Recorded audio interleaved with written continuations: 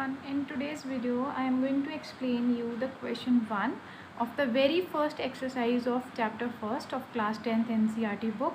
So my first question is use Euclid division algorithm to find the HCF. हमने क्या करना है, Euclid division algorithm use करना है and with the help of that we are going to find HCF. Right हमें 3 parts दिए हैं, 1 by 1 I will be solving all the 3 parts. So the very first part is 135 and 225. ठीक है, तो अब हमने यहाँ पर क्या यूज़ करना है, यूक्लिड डिवीजन एल्गोरिदम यूज़ करना है. ठीक है, ये चीज़ इसके लिए सबसे पहले हमें डिवाइड करना पड़ेगा. डिवाइड के लिए हमें ये पता होना चाहिए कि ए क्या है और बी क्या है. Already in the previous video I have explained कि ए जो होगा वो हमेशा बी से बड़ा होगा. राइट, तो इन दोनों में से बड़ा कौन सा है, ये. तो this is considered as A और this is considered as B. अब हम इसको क्या करेंगे, डिवाइड करेंगे. ठीक है, जब हमने इसको डिवाइड किया 225 को किससे, 135 से, तो ये हमारे पास क्या आया, 135 1 ज़ा 135. राइट, इनको माइनस करेंगे तो 90 आएगा. ठीक है, अब एक चीज़ याद रखना, जब हम ये डिवीजन परफॉर्म करेंगे हमारा रिमाइंडर जो होगा वो क्या बनेगा, डिवाइज़र बनेगा अगले स्टेप में, और जो डिवाइज़र होगा वो हमारा डिविडेंड बनेगा.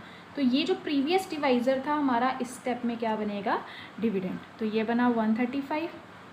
ठीक है, अगेन 90 1 ज़ा 90, इनको माइनस किया, यहाँ पर आता है 45. नाउ अब पिछले वाला जो क्या था हमारा डिवाइज़र वो डिविडेंड बनेगा. ठीक है, तो 45 2 ज़ा 90, और ये हमने तब तक करना है जब तक हमारा क्या ना आ जाए, जब तक हमारा रिमाइंडर 0 ना आ जाए. अभी हमारा रिमाइंडर 0 आया. Now we are going to write it in the form of Euclid division algorithm, means steps use करेंगे. अब स्टेप की फॉर्म में लिखेंगे. तो ए हमारा क्या है 225, ये किसके इक्वल है, बी हमारा 135 है.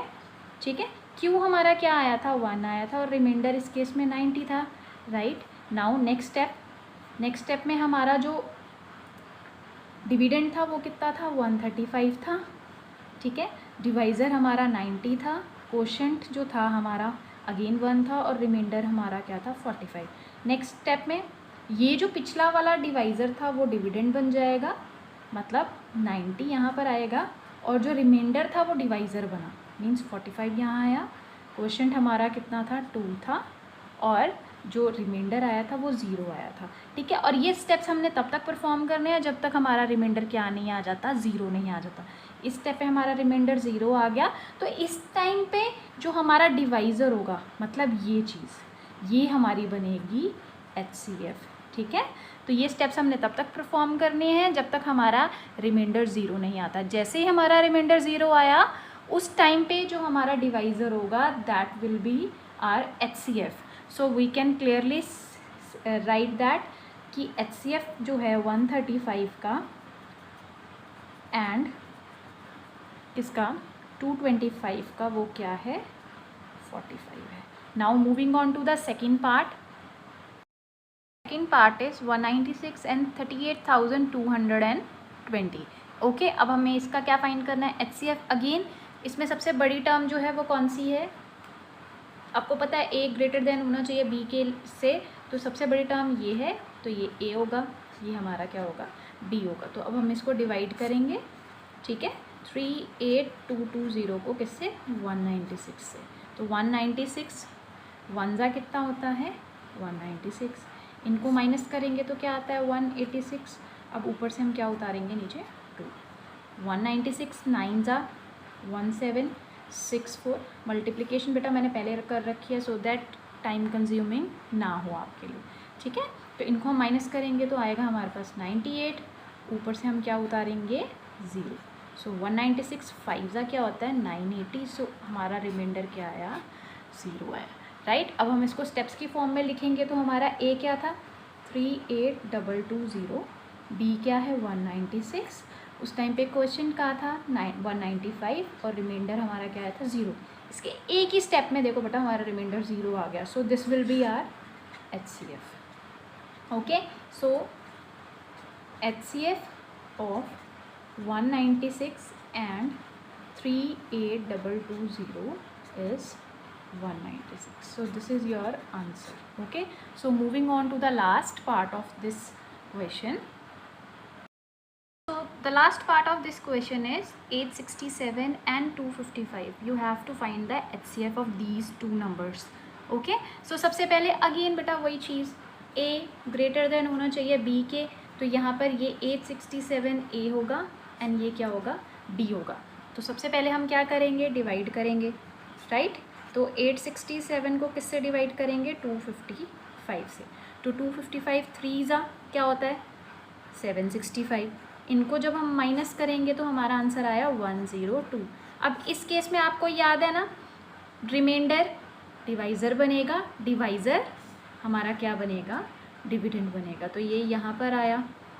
तो 102 2 ज़ा कितने होते हैं, 204.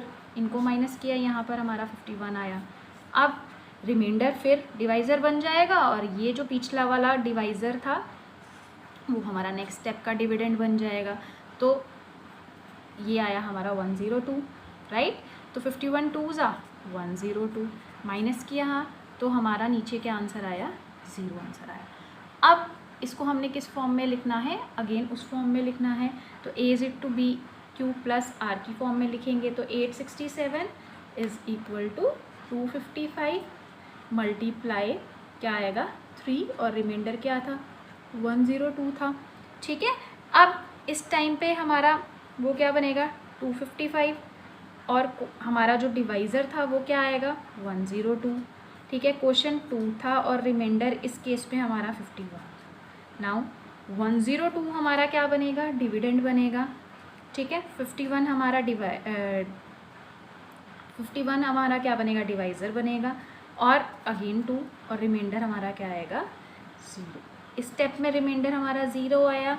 तो मीन्स ये जो हमारा क्या है, डिवाइज़र है, ये हमारा HCF है, right.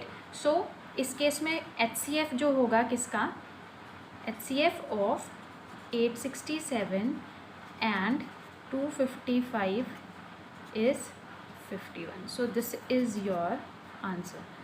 Thank you. I hope you like the video. In the next video I will be discussing next question, that is question number 2 of this exercise 1.1.